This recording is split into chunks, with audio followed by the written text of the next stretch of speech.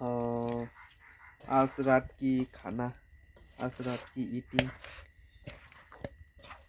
Fish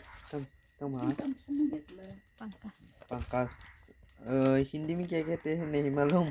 हमारी जो language copper में उसको पंकज आ कहते हैं। फिश बहुत खुला, उसकी साथ देखो आप लोग, माथा